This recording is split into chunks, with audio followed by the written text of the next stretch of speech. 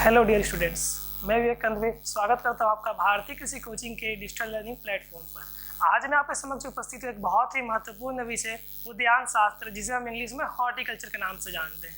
यह बहुत ही ज़्यादा महत्वपूर्ण विषय हो जाता है, खासकर हमारे पीईटी, इवन आईसीआर एग्जाम में भी हॉर्टिकल्चर बहुत ही ज़्यादा महत्वपूर्ण होता है। मैंने आपको प्रीवियस वीडियो में बताया था कि AG2 यानी जिसके अंदर हम क्या पढ़ते हैं, फसल उत्पादन, उसके दो भाग होते हैं। एक क्या था, एक आपका होता है सस्य विज्ञान, जिसे हम इंग्लिश में क्या बोलते हैं बच्चों, एग्रोनॉमी, और दूसरा क्या होता है, दूसरा होता है आपका उद्यान शास्त्र, यानी जिसे हम क्या बोल देते हैं, हॉर्टिकल्चर। और मैंने आपको ये भी बताया था कि प्रत्येक वर्ष हॉर्टिकल्चर से कितने प्रश्न आते हैं, 20 से 25 प्रश्न। आज से मैं आपके लिए हॉर्टिकल्चर का बहुत ही बेसिक, जिसे हम बोलते हैं ना बच्चों, 0 to हीरो, है ना। आज हम हॉर्टिकल्चर का बहुत ही बेसिक पढ़ेंगे और यह क्रमशः चलते रहेगा, जिसके अंदर हम हॉर्टिकल्चर के बारे में सब कुछ जानेंगे, फल फूल सब्जी ये सब। लेकिन इससे पहले हम ये जान लेते हैं कि हॉर्टिकल्चर कौन सा वर्ड है, कौन सी भाषा से ली गई है।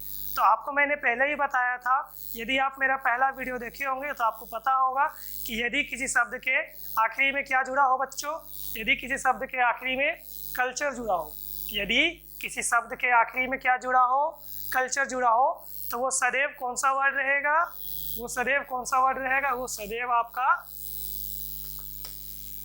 लैटिन वर्ड रहेगा। यानी हॉर्टिकल्चर कौन सी भाषा से ली गई है, तो हॉर्टिकल्चर लैटिन भाषा से ली गई है। क्लियर है। और मैंने आपको ये भी बताया था कि यदि किसी शब्द के लास्ट में क्या हो, नोमी हो, तो वो सदैव क्या रहेगा, ग्रीक रहेगा। यदि किसी शब्द के आखिरी में क्या हो, नोमी हो, तो वो कौन सा वर्ड हो जाएगा, ग्रीक वर्ड हो जाएगा। आपको क्लियर है ना बच्चों ये। तो यदि अब आपसे कोई भी पूछे कि ये बताइए कि हॉर्टिकल्चर कौन सा वर्ड होगा, तो ये क्या हो जाएगा, ये हो जाएगा आपका, बोलिए, लैटिन वर्ड हो जाएगा, है ना। और जैसे हम क्या बताए अभी आपको, एग्रोनॉमी यानी क्या, सस्य विज्ञान। तो एग्रोनॉमी के लास्ट में क्या आ रहा है बच्चों, नोमी आ रहा है ना। और नोमी जब भी आएगा तो वो क्या होगा, हमेशा ग्रीक होगा। नोमी जब भी आएगा तो वो हमेशा क्या होगा, ग्रीक होगा। क्लियर हो गया। चलिए अब इसके बाद हम 2-3 चीज़ें और जान लेते हैं। जैसे कि यदि मैं आपसे ये पूछूं, यदि मैं आपसे ये पूछ लूँ कि आप मुझे ये बता दीजिए कि सेरीकल्चर, सेरीकल्चर कौन सा वर्ड होगा, है ना। यदि मैं आपसे पूछ दूं सेरीकल्चर कौन सा वर्ड होगा, तो बच्चों सेरीकल्चर में लास्ट में क्या आ रहा है, कल्चर आ रहा है ना। सेरीकल्चर के लास्ट में क्या आ रहा है बच्चों, कल्चर आ रहा है ना। अब कल्चर आ रहा है मतलब ये कौन सा वर्ड हो जाएगा, ये कौन सा वर्ड हो जाएगा बच्चों, देखिए, सेरीकल्चर, है ना। सेरीकल्चर हम किसको बोलते हैं, रेशम कीट के पालन को ही हम क्या बोल देते हैं, सेरीकल्चर बोलते हैं, है ना। The process of rearing of silk worm is known as sericulture. अब हमने पढ़ा है कि सर लास्ट में यदि कल्चर आएगा तो वो क्या होगा, लैटिन होगा, है ना। तो यहाँ पास से हमें पता चल गया कि हाँ सर, सेरीकल्चर कौन सा वर्ड हो जाएगा, लैटिन वर्ड हो जाएगा। इसी तरह यदि मैं आपसे पूछ दूँ, अब बच्चों ये बताओ, मधुमक्खी पालन, है ना, मधुमक्खी पालन की प्रक्रिया, उसका अध्ययन किसके अंतर्गत पढ़ते हैं, एपीकल्चर के अंतर्गत। तो एपीकल्चर में लास्ट में क्या आया बच्चों, कल्चर। और कल्चर मतलब क्या, याद करो, हाँ विवेक सर ने बताया था कि कल्चर मतलब क्या होता है, लैटिन वर्ड होता है, ठीक है। अब यदि आपसे कोई भी पूछे बच्चों, apiculture, sericulture, lac culture, horticulture, ये सब कौन सी भाषा से ली गई है, तो ये सभी क्या हो जाएगा बच्चों, हॉर्टिकल्चर। क्या आपको ये क्लियर है। चलिए, ये तो हो गया कुछ वो पल जो हमने पहले अपने वीडियो में आपसे शेयर किया था। आज हम, जैसा मैंने आपको वादा किया था कि मैं आपको हॉर्टिकल्चर के क्षेत्र में 0 से हीरो बनाकर ही छोड़ूंगा, है ना। तो इसके लिए आज हम प्रारंभ करते हैं बिल्कुल बेसिक से। आइए, सबसे पहले हम क्या जानेंगे, सबसे पहले हम इसे क्या किए हैं, 5 भाग में बांट दिए, ठीक है। हम इसके 5 चैप्टर बना दिए, चैप्टर 1, 2, 3, 4, 5। तो चैप्टर 1 में हमें क्या देखना है, उद्यान शास्त्र का परिचय, जिसके अंदर हम ये जानेंगे, जिसके अंदर हम क्या जानेंगे, जिसके अंदर हम ये जानेंगे कि उद्यान शास्त्र को पढ़ने का क्या महत्व है, आखिर क्यों हम हॉर्टिकल्चर पढ़ते हैं, हॉर्टिकल्चर हम जो पढ़ रहे हैं उसका क्या उद्देश्य है ना। जैसे सबसे पहले आप ये जानिए, यदि हम फसलों की खेती कर रहे हैं, यदि हम फसलों की खेती कर रहे हैं, जैसे कि अनाज वाली फसल हो गई, दलहनी फसल हो गई, तिलहनी फसल हो गई, है ना, तो ये सब किसके अंतर्गत आएगा? ये सब आपके एग्रोनॉमी यानी सस्य विज्ञान के अंतर्गत आएगा। और यदि हम फल, फूल, सब्जी इसका अध्ययन करेंगे तो ये किसके अंतर्गत आता है? ये सभी आपका हॉर्टिकल्चर यानी उद्यान शास्त्र के अंतर्गत आता है। तो आइए सबसे पहले हम जान लेते हैं इसकी क्या परिभाषा होती है या इसको कैसे हम डिफाइन करेंगे, है ना। नॉर्मली जो हर एक किताब में लिखा होता है, यदि आप कोई भी बुक पढ़ेंगे उद्यान शास्त्र का, तो आपको सबसे सिंपल परिभाषा जो सब जगह लिखा होता है ना। क्या लिखा हुआ होगा? ये मैं आपके लिए पढ़ भी देता हूँ। उद्यान शास्त्र कृषि विज्ञान की वह शाखा है जिसके अंतर्गत किसके बारे में? जिसके अंतर्गत हम फल, सब्जी, पुष्प, अलंकृत पौधे एवं सब्जी परीक्षण की वैज्ञानिक विधियों एवं सिद्धांतों का अध्ययन करते हैं, उसे ही हम क्या बोल देते हैं? उद्यान शास्त्र बोल देते हैं, है ना। यदि मैं बात करूं इंग्लिश में तो लिखा हुआ है आपके सामने ही, है ना। Horticulture is the branch of agricultural science in which we deals with utilization and cultivation of what? Of fruits, vegetables, flowers, ornamental gardening and fruits and vegetables preservations. All right, ठीक है। और हम यहाँ पास दो चीज़ हम सीख चुके हैं। क्या था कि जो हॉर्टिकल्चर है,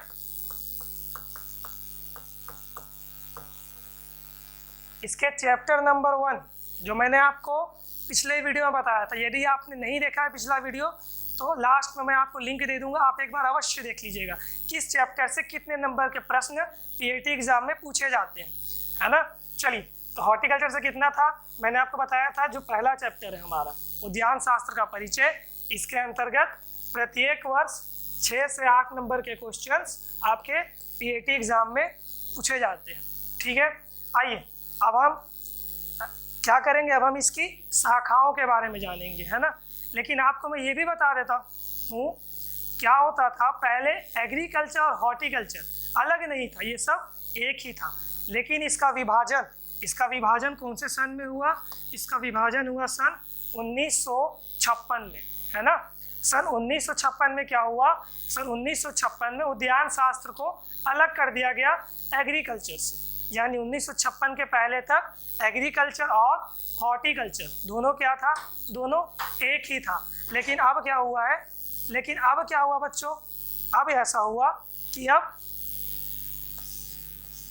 हॉर्टिकल्चर अलग हो गया है और आपका एग्रीकल्चर का एग्रोनॉमी पोर्शन ये पूरा अलग हो गया है ना। आइए अब हम इसकी शाखाओं के बारे में जानेंगे, जिसके अंतर्गत हम ये पढ़ेंगे कि इसकी क्या क्या ब्रांचेस होती है, या इसके अंदर हमें किसके बारे में अध्ययन करना है ना। तो आइए प्रारंभ करते हैं। सबसे पहली शाखा जो आपको दिख रही होगी वो क्या है? पोमोलॉजी। वो क्या है? पोमोलॉजी। और पोमोलॉजी के अंदर हम किसका अध्ययन करते हैं बच्चों? पोमोलॉजी के अंदर हम किसका अध्ययन करते हैं? हम सभी को पता है पोमोलॉजी यानी क्या? इसी को हिंदी में हम क्या बोल देते हैं बच्चों? इसी को हिंदी में हम बोल देते हैं फल विज्ञान, है ना। इसको हम क्या बोल देते हैं?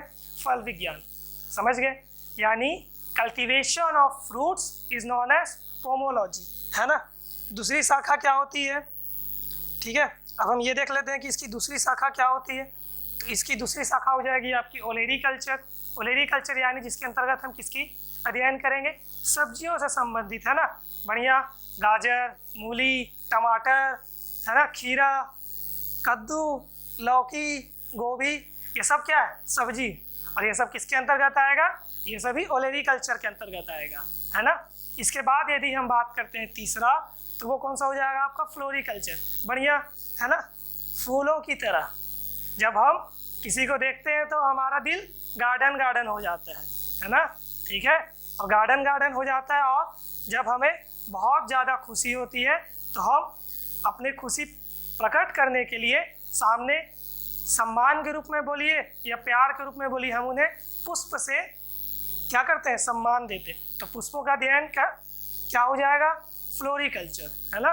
इसके बाद यदि हम जानेंगे अगला तो वो क्या है, मेडिसिनल और एरोमेटिक प्लांट्स, जैसे अश्वगंधा हो गया, है ना, तुलसी हो गया, नीम हो गया। इसका यूज़ हम किस में करते हैं, इसका यूज़ हम दवाई के रूप में करते हैं, यानी कि औषधि के रूप में, है ना। ये किसके अंदर आ जाएगा, मेडिसिनल के अंदर आ जाएगा। अब सर एरोमा क्या होता है, एरोमेटिक प्लांट्स किसको बोलेंगे, तो ऐसे प्लांट्स जिनका यूज़ हम किसके लिए करें, खुशबू के लिए, है ना, खुशबू के लिए, वो किसके अंदर आएगा, एरोमेटिक्स प्लांट्स, है ना। अगला क्या है, प्लांटेशन क्रॉप। सर ये प्लांटेशन क्रॉप क्या होता है, तो बच्चों प्लांटेशन क्रॉप मतलब ऐसा फसल जिसको हम बिना प्रोसेसिंग के यूज़ नहीं कर सकते, ठीक है। जैसे क्या, जैसे आप ले लो नारियल, है ना, आप देखिएगा नारियल हो गया, नारियल को जब तक हम छीलेंगे नहीं, जब तक हम छीलेंगे नहीं तब तक हम उसको कंज्यूम, हम उसको खा नहीं सकते। रबड़ ही ले लो, आप कॉफ़ी ही ले लो, रबड़ हो या कॉफ़ी हो, बिना प्रोसेसिंग के तो आप उसको यूज़ नहीं कर पा रहे हैं ना, आप उसको कंज्यूम नहीं कर पाएंगे। क्लियर हो गया, ठीक है। अब हम अगला क्या बच गया, पोस्ट हार्वेस्ट मैनेजमेंट, यानी इसके अंतर्गत हमें क्या क्या पढ़ना है, इसके अंतर्गत हमें फल एवं सब्जी की खेती तो हम कर लिए, लेकिन हमें उसको क्या करना है, हमें उसका परिरक्षण भी करना है ना। जिसके लिए हमें क्या करना होगा, जिसके लिए हमें उस प्रोडक्ट को, फल या सब्जी को किसी अन्य प्रोडक्ट में चेंज करना होगा, जैसे जैम, है ना, या आप टमाटर ले लो, टमाटर से आप सॉस बनाओगे, केचप बनाओगे, आप जेली खाते हो, स्क्वैश, नेक्टर, कॉर्डियर, मार्मालेड, ये सब किसके अंतर्गत आता है, ये सब पोस्ट हार्वेस्ट मैनेजमेंट के अंतर्गत आता है। क्लियर हो गया। अब आप सोच रहे होगे बच्चों कि सर ये हॉर्टिकल्चर तक तो ठीक था, अब इसके अंदर हम ब्रांच क्यों पढ़ रहे हैं सर, है ना। आप याद करो, या चलो मैं आपको सिंपल से एक एग्जांपल देता हूँ। घर में दो भाई हैं, ठीक है, यदि आपके घर में दो भाई हैं तो आप देखिएगा आप लोग आपस में काम को बांट लिए होंगे कि हाँ सुबह आप जाओगे क्या करने, घर का सामान लेने, शाम को घर का सामान लेने मैं जाऊँगा। अब देखो क्या होता है, यदि विभाजन होता है, यदि क्या हुआ काम को यदि हम बांट लिए तो उससे पहला चीज़ वो काम सॉफ्टली आराम से चलते रहेगा और उस काम में कोई विघ्न नहीं आता, किसी प्रकार का संकट नहीं आता, और इसके साथ साथ उसके बारे में हम और ज़्यादा अपने आप को क्या कर लेते हैं, नॉलेज मिलता है हमें, है ना, जो बोलते नहीं कि हम ज्ञाता हो जाएंगे, ठीक है, वही हो गया। ये भी समझ में नहीं आया, एक सबसे बेस्ट एग्जाम्पल जो मेरा है वो क्या, देवरानी जेठानी वाला, है ना, याद आया ना। क्या करते हैं, देवरानी जेठानी दोनों आपस में काम को बांट लेते हैं कि भैया आप सुबह बर्तन धोएंगे तो मैं खाना बनाऊंगी, बर्तन नहीं धोएंगे तो मैं खाना नहीं बनाऊंगी, है ना। ये क्या हो रहा है, काम को बांट रहे हैं ना। इसी तरह क्या हुआ, हॉर्टिकल्चर की भी हम शाखाएं बांट दिए, ठीक है। अब हम एक एक शाखाओं के बारे में थोड़ा डिटेल में जानेंगे। जैसे मैंने आपको बताया था कि हम बहुत ही बेसिक से चलेंगे। तो पहला क्या है, पहला है हमारा पोमोलॉजी, है ना।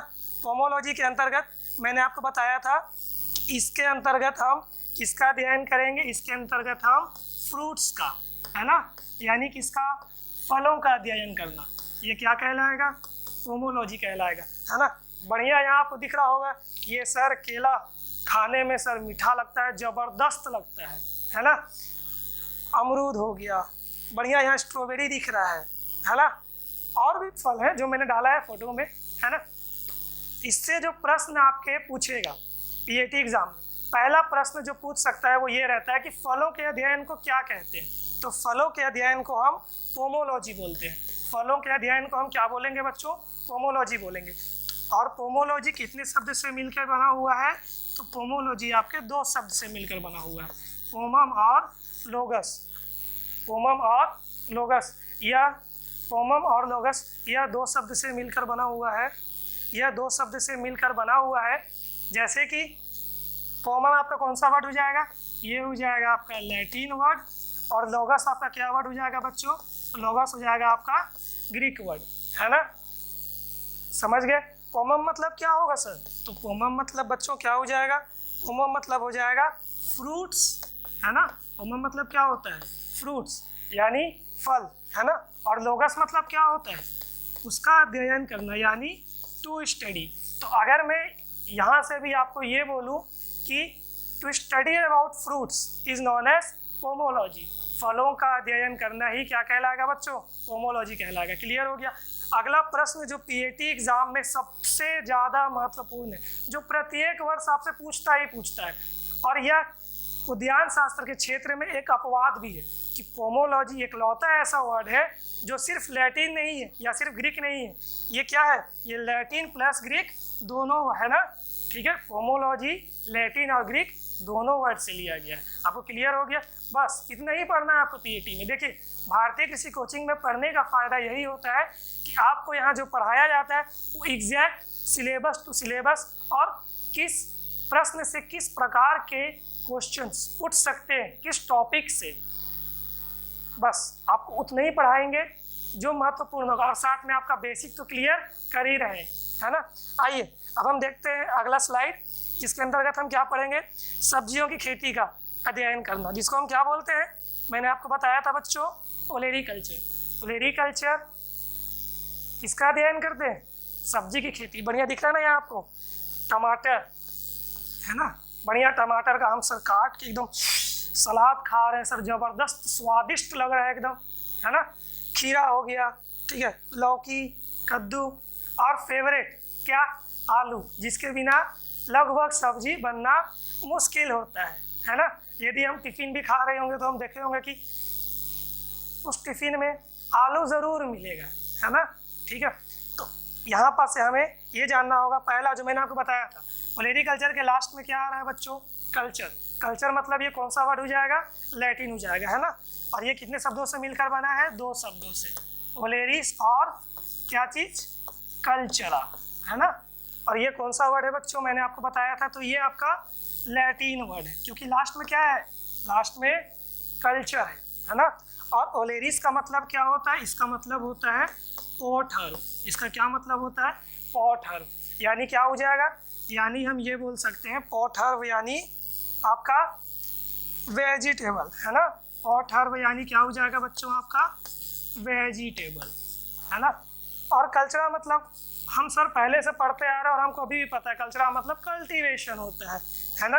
तो कल्चरा मतलब क्या हो जाएगा बच्चों, कल्टीवेशन, है ना, खेती। तो हम यहाँ से क्या सीखे, सब्जियों की खेती करना क्या कहलाएगा, ओलेरीकल्चर कहलाएगा। और वह वैज्ञानिक जो ओलेरीकल्चर के क्षेत्र में होंगे उन्हें हम क्या बोलेंगे, तो उन्हें हम ओलेरीकल्चरिस्ट बोल देंगे, है ना। उन्हें हम क्या बोल देंगे बच्चों, उन्हें हम ओलेरीकल्चरिस्ट बोल देंगे। क्लियर हो गया। इसी तरह यदि हम आपसे भी ये पूछ दें कि बच्चों ये बताओ पोमोलॉजी के वैज्ञानिक को हम क्या बोलेंगे, बहुत सिंपल सर, पोमोलॉजी के वैज्ञानिक मतलब क्या, आपने मुझे बताया था पोमोलॉजी मतलब फल का अध्ययन और उसका वैज्ञानिक है मतलब पोमोलॉजिस्ट कर दो सर आप, है ना। तो क्या बन गया, वो पोमोलॉजिस्ट बन गया, है ना, ठीक है। चलिए अब हम देखते हैं अगला स्लाइड, जिसके अंतर्गत हम क्या पढ़ेंगे, जिसके अंतर्गत हम पढ़ेंगे बढ़िया फ्लोरिकल्चर, है ना। फ्लोरिकल्चर मतलब मैंने आपको पहले ही बताया था कि सर फ्लोरिकल्चर मतलब फूल का अध्ययन। दिख रहा है ना, बढ़िया भैया एकदम फूलों की खुशबू ले रहे हैं, दिल गार्डन गार्डन हो गया, है ना। तुम्हें देखा तो याद आई, तुम्हें देखा तो याद आई, ये लो उपहार सनम, हम दिल तो नहीं दे सकते लेकिन गुलाब ज़रूर देंगे, है ना, होता है ना। ये क्या है, फ्लोरिकल्चर। और लास्ट में इसमें भी क्या है, लास्ट में इसमें भी कल्चर है। और कल्चर मतलब क्या हो जाएगा, हमेशा कौन सा वर्ड होगा, क्लियर है सर, ये भी क्या होगा सर, ये भी आपका लैटिन वर्ड होगा, है ना।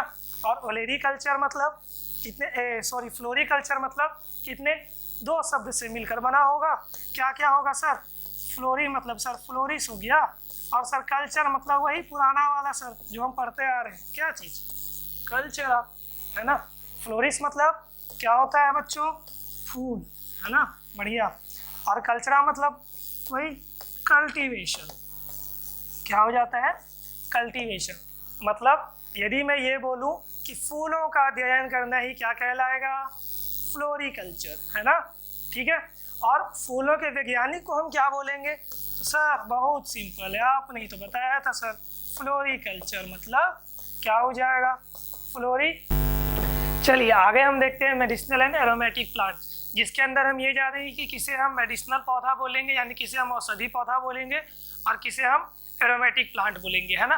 तो देखो बच्चों, मेडिसिनल क्रॉप मतलब क्या हो जाएगा, सिंपल सा बात है, नाम से ही हमको समझ में आ रहा है सर कि इसमें क्या लिखा हुआ है, इसमें मेडिसिनल लिखा हुआ है, मतलब कहीं ना कहीं सर हम ये रिलेट कर सकते हैं कि ये किससे संबंधित होगा, ये सर दवाई से संबंधित होगा, मेडिसिन से संबंधित होगा, है ना। तो देखो बच्चों, कोई भी ऐसा पौधा जो औषधि के रूप में हम यूज करें, जिसको हम किसके रूप में यूज करेंगे, औषधि के रूप में, एज अ मेडिसिनल पर्पस, ठीक है, वो सभी किसके अंतर्गत आ जाएंगे, मेडिसिनल प्लांट। जैसे क्या हो सकता है, जैसे कि हम क्या ले सकते हैं, तुलसी, है ना, नीम, ठीक है, और क्या होता है, अश्वगंधा, है ना, और क्या होता है, अश्वगंधा होता है, ठीक है। तो ये सब क्या है, सब मेडिसिनल क्रॉप्स है। मतलब क्या हुआ, कोई भी ऐसा फसल जिसका उपयोग हम औषधि के रूप में करेंगे, वो सभी किसके अंतर्गत आ जाएगा, मेडिसिनल क्रॉप के अंतर्गत आ जाएगा। क्लियर हो गया। अब यदि हम बात करते हैं दूसरा, क्या लिखा हुआ है बच्चों, एरोमेटिक प्लांट। और एरोमेटिक प्लांट हम किसको बोलेंगे, देखो सिंपल सा बात है, खुशबू को हम इंग्लिश में क्या बोलते हैं, एरोमा। खुशबू ये वो खुशबू नहीं जिसे आप जानते हैं, है ना, खुशबू यहाँ किसकी बात हो रही है, पौधों के खुशबू की, ठीक है, जिसको आप जानते हैं उसकी नहीं, एरोमा, है ना। खुशबू को हम क्या बोलते हैं बच्चों, इंग्लिश में एरोमा। मतलब क्या होगा, कोई भी ऐसा पौधा जिसका उपयोग हम खुशबू के उद्देश्य से करते हो, है ना, उसको हम क्या बोल देंगे, उसको हम एरोमेटिक प्लांट बोलेंगे। या दूसरा मान के चलते हैं, उदाहरण देकर यदि मैं आपको समझाना चाहूँ तो, जैसा बढ़िया आप देखते होंगे लक्स का ऐड आता होगा, लक्स साबुन का, है ना, कि हाँ इसके अंदर गुलाब से बना हुआ साबुन। आप स्वयं सोचिए, क्या आपको 20 रुपये, 10 रुपये, 50 रुपये में क्या आपको गुलाब का साबुन बना के देंगे, बिल्कुल नहीं। इसके लिए क्या करते हैं, वो उसका फ्रेग्रेंस यूज़ करते हैं, उसकी खुशबू यूज़ करते हैं, उसका ऑयल यूज़ करते हैं, है ना, जिससे क्या होता है, उस तरह का खुशबू आता है। या दूसरा आप क्या ले लो, आप सिट्रोनेला ले लो, देखिएगा सिट्रोनेला का खुशबू आता है। या आप जब मार्केट जाते होगे तो आप नीम का साबुन लेके आते होगे, तो आपको क्या लगता है उसकी, वो क्या नीम का रस निचोड़ कर फिर उससे साबुन बनाया जाता है, नहीं, उसके लिए क्या होता है, उसका फ्रेग्रेंस ऑयल यूज़ किया जाता है, ठीक है। एरोमा में जैसे क्या हो सकता है, मैंने आपको क्या बताया, सिट्रोनेला, ठीक है। इस ये सब पूरा हम जानेंगे आगे। मतलब क्या हुआ, कोई भी ऐसा पौधा जिसका उपयोग हम खुशबू के उद्देश्य से करते हो, उसे क्या बोल देंगे हम, एरोमेटिक प्लांट बोल देंगे। क्लियर हो गया। चलिए आइए अब हम मूव करते हैं हमारी नेक्स्ट स्लाइड की ओर, जहां हम इसकी दूसरी शाखा, जिसके बारे में हमें जानना है, और इसका दूसरा शाखा क्या था, ऑर्नामेंटल गार्डनिंग, है ना। ऑर्नामेंटल गार्डनिंग यानी अलंकृत बागवानी, जो मैंने आपको बताया था। अब ऑर्नामेंटल गार्डनिंग किसको बोलेंगे, देखिए ऑर्नामेंटल गार्डनिंग के अंदर हम फूल का अध्ययन करेंगे, इसके साथ साथ हम और किसका अध्ययन करते हैं, साथ साथ हम श्रब्स, है ना। श्रब्स मतलब क्या बच्चों, झाड़ियाँ हो जाएगा, ठीक है। इसके अंदर हम श्रब्स पढ़ेंगे। फिर हमें और क्या जानना होता है, हेज जानना होता है, एज जानना होता है, ठीक है। ये सब पूरा अध्ययन करते हैं। जैसे सिंपल सी भाषा में यदि बात की जाती है, जब आपका मन बड़ा अशांत रहता है, या जब आपको बहुत ही ज़्यादा शांति की आवश्यकता होती है, मनोरंजन की आवश्यकता होती है, मनोरंजन भी वो वाला नहीं, मूवी में चले गए उधर ध्यान नहीं, थोड़ा इधर भी ध्यान दे लो बच्चों, है ना, ठीक है। इंटरटेनमेंट मतलब क्या हुआ, खुशबू मतलब क्या हुआ, जैसे कि गार्डन आप चले जाते हैं, है ना, अब गार्डन आप देखते हैं बढ़िया, वहाँ श्रब्स लगे हुए हैं, विभिन्न तरह के फूल खिले हुए हैं, है ना, बॉर्डर बना हुआ है, फाउंटेन्स है, ठीक है। तो मतलब क्या हुआ, कोई भी ऐसा पौधा जिसका उपयोग हम गार्डन के पर्पस में करें, जिसका उपयोग हम गार्डन के पर्पस के लिए करें, वो सब किसके अंतर्गत पढ़ेंगे हम, ऑर्नामेंटल गार्डनिंग के अंदर। ठीक है बच्चों, क्लियर हो गया यहाँ तक, है ना। मैं ये भी आशा करते चल रहा हूँ कि आप मेरी हर एक बातों को समझ रहे होंगे और अपने कॉपी में नोट डाउन करते चल रहे होंगे। चलिए आइए, यहाँ तक तो हमने सभी शाखाओं के बारे में जान लिया। अब इसके बाद हम एक और शाखा जो सबसे महत्वपूर्ण है, वो क्या है आपका, देखो बच्चों मैंने यहाँ लिखा हुआ है पोस्ट हार्वेस्ट मैनेजमेंट। क्या है, पोस्ट हार्वेस्ट मैनेजमेंट। इसके अंदर हम क्या पढ़ेंगे, आपको ये देख के लग रहा है क्या कि सर ये तो कुछ जैम टाइप का दिख रहा है, ये सर कुछ जेली टाइप का दिख रहा है, ठीक है ना सर, ये लग रहा है ना कि जूस है, ऐसा फील हो रहा है ना आपको, ठीक है। देखिए मतलब क्या होता है, इसके अंदर हम फसलों को यानी फल या सब्जी को तो हम उत्पादन कर लिए, लेकिन उसको हमको परिरक्षित भी तो करना है ना, ठीक है। समझिएगा कैसे, ज़रूरी क्यों है, पहले आप ये समझिए। यदि मान लीजिए मेरे पास 10 हेक्टेयर ज़मीन है, मेरे पास कितना ज़मीन है बच्चों, 10 हेक्टेयर ज़मीन है। और इस 10 हेक्टेयर ज़मीन में मैंने क्या किया, मैंने टमाटर लगा दिया। इस 10 हेक्टेयर क्षेत्र में मैंने टमाटर यानी क्या लगा दिया, टोमेटो लगा दिया। अब इस 10 हेक्टेयर क्षेत्र में बढ़िया उत्पादन हुआ, एकदम खिलखिला के, जिसको बोलते नहीं है छप्पर फाड़ के, है ना। हे भगवान, जब भी मेरे जीवन में कुछ अच्छा करो तो ऐसा करना कि छप्पर फाड़ के हो, है ना। यही मान लो आज कि क्या हुआ, छप्पर फाड़ के उत्पादन हुआ किसका, टमाटर का। अब क्योंकि इतना ज़्यादा उत्पादन हो गया है तो उसको बेचना भी पड़ेगा, और ये भी संभव नहीं कि हम इतना ज़्यादा टमाटर को बेच पाए, है ना।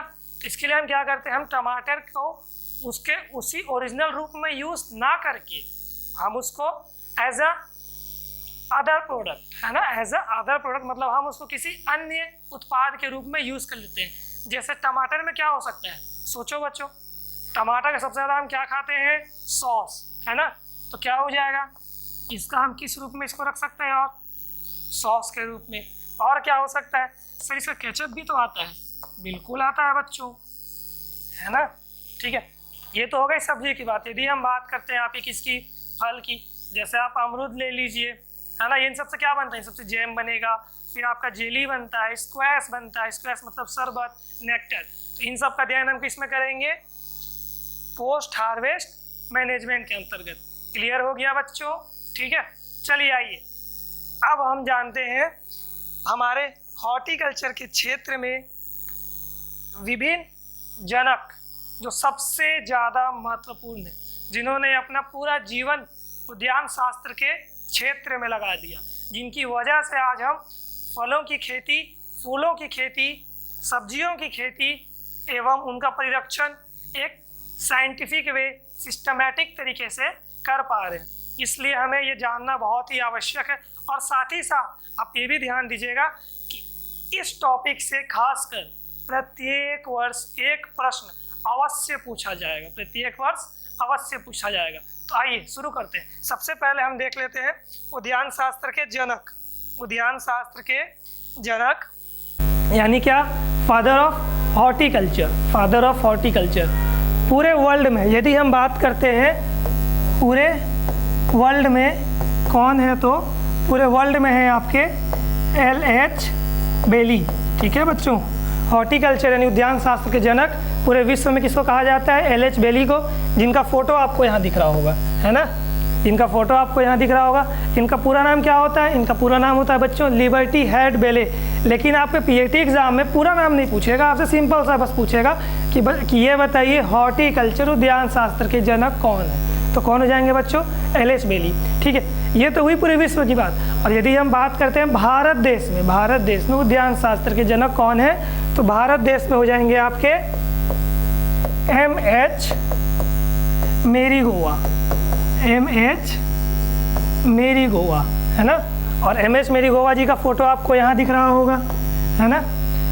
जब मैंने आपको क्लास में पढ़ाया था तो मैंने आपको बताया था, आज मैं आपको फोटो भी दिखा दे रहा हूँ, ठीक है ना। चलिए अगला हम जानते हैं क्या चीज़, अगला हम क्या जानेंगे, फल विज्ञान के जनक किसको बोलते हैं। फल विज्ञान के जनक हम किसको बोलते हैं, तो बच्चों फल विज्ञान के जनक हम कहते हैं डी कंडोल को। हम किसको कहते हैं बच्चों, डी कंडोल को। और डी कंडोल जी ये दिख रहे हैं, बढ़िया चश्मा लगाए हुए, है ना, प्रॉपर साइंटिस्ट तरीके से, है ना, याद रखिएगा। फल विज्ञान के जनक कौन है, तो डी कंडोल। अब अगला नेक्स्ट सब्जी विज्ञान यानी क्या, ओलेरीकल्चर। मैं आपको बताया था ना, सब्जी विज्ञान का अध्ययन करना क्या कहलाता है, ओलेरीकल्चर, है ना।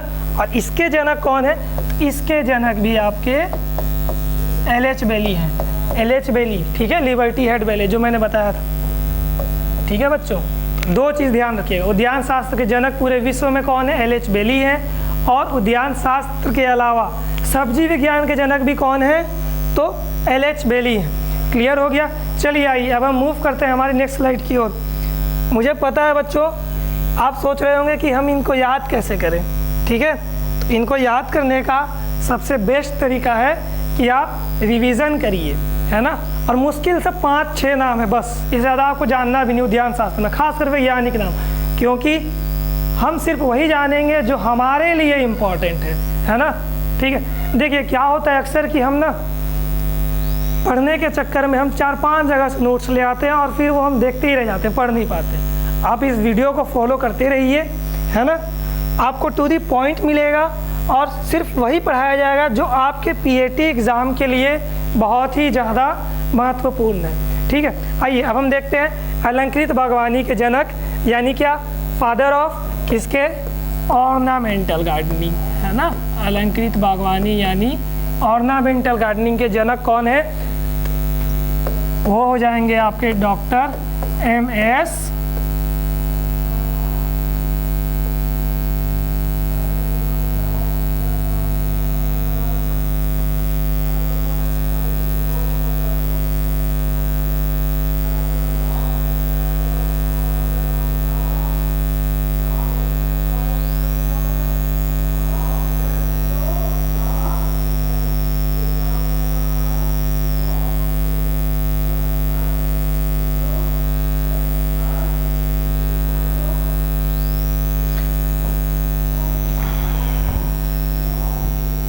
ठीक है। अब हम जानते हैं कि अलंकृत बागवानी के जनक कौन होते हैं। तो बच्चों, अलंकृत बागवानी के जनक आपके हम किनको कहते हैं, हम कहते हैं MS रंधावा को।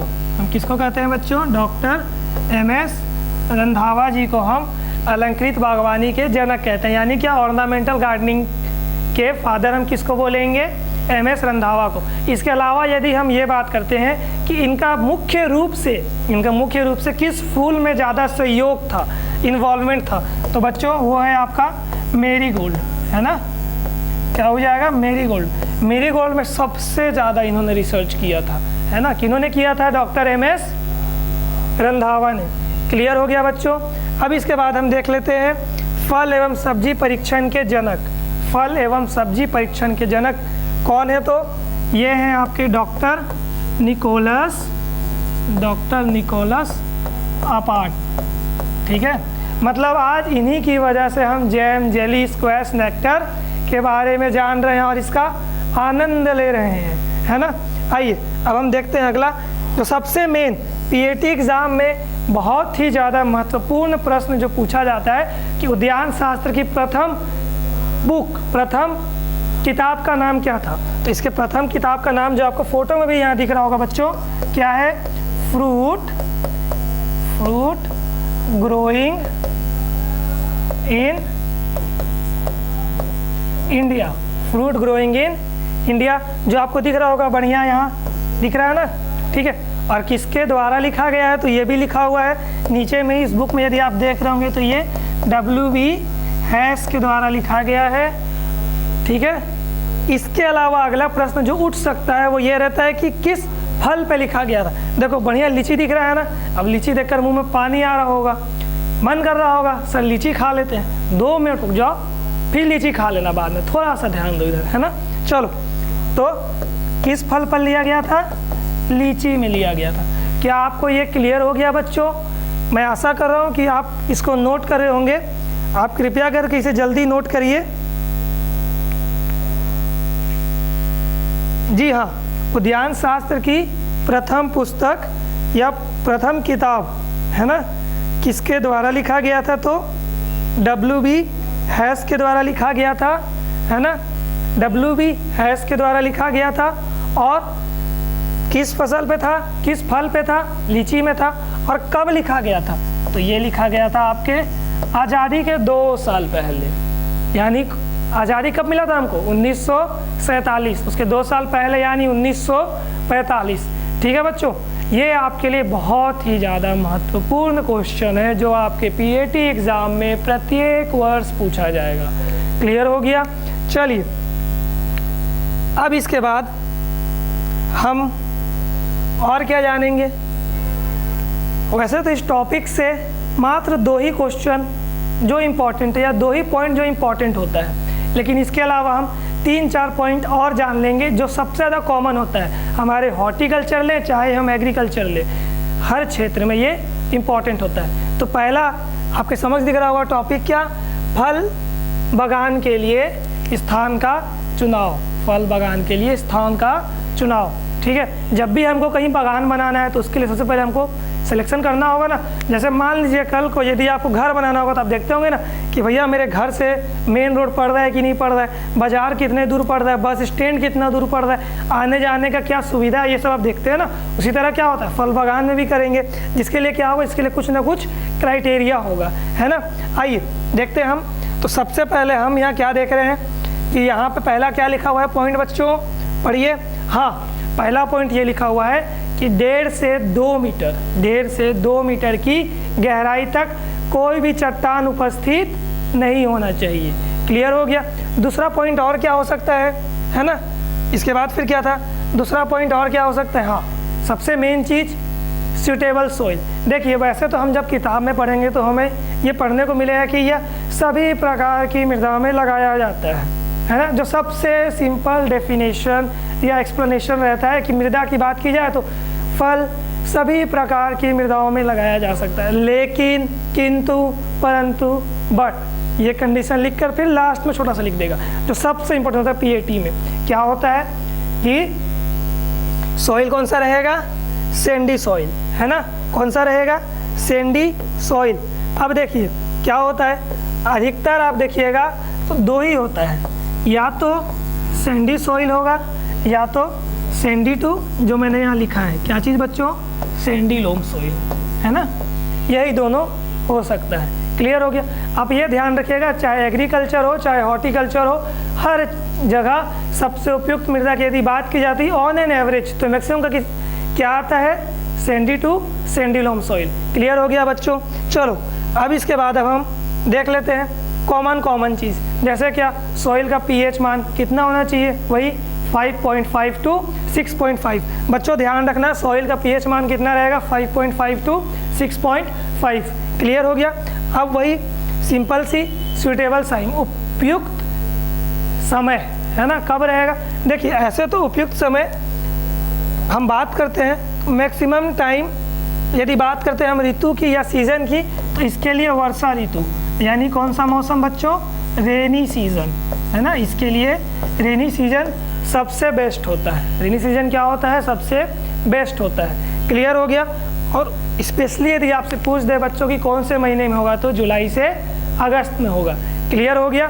चलिए अब हम देख लेते हैं अगला और क्या लिखा हुआ है सर यहाँ। तो बस इतना ही लिखा हुआ है।